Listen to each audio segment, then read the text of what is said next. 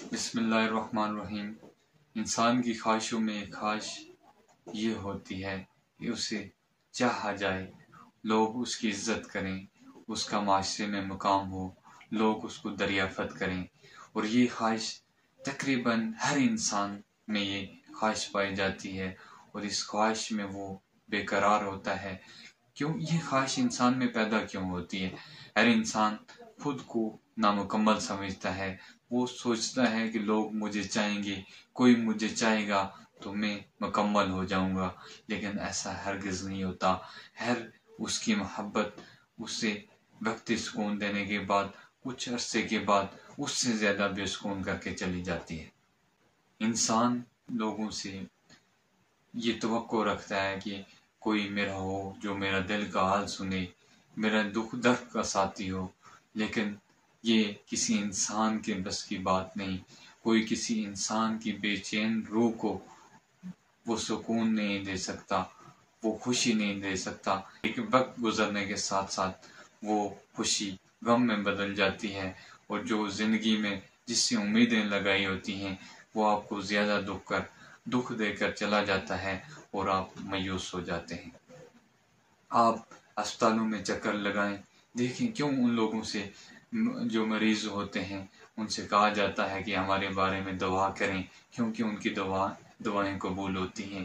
وہ دنیا کی حقیقت سے، دنیا کے رشتوں سے آشنا ہو چکے ہوتے ہیں۔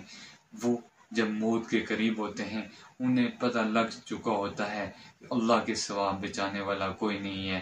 انہیں ان پر ایک ایک رشتے کی اصلیت کھل کر عیاں ہو چکی ہوتی ہے۔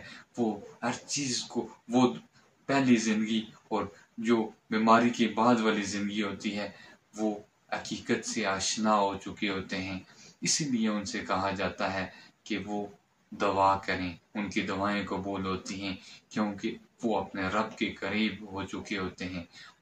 وہ دنیا کی محبت سے نکل کر صرف اللہ کی طرف آخری ان کی امید ہوتی ہے، کیونکہ اس کے علاوہ ان کا بچانے والا کوئی نہیں ہوتا۔ اگر کوئی شخص یہ سمجھتا ہے کہ دنیا کا کوئی رشتہ یا کسی کے چاہنے سے اس کو خوشی مل جائے گی، تو یہ خوشی ایسے نہیں ملتی۔ خوشی اپنے رب کے قریب ہوں گے جب، تب آپ کو خوشی ملے گی، تب آپ کو سکون ملے گا۔ روح اللہ کی طرف سے ہے، اور یہ جب اللہ سے جڑتی ہے تبھی جا کے اس کو سکون ملتا ہے۔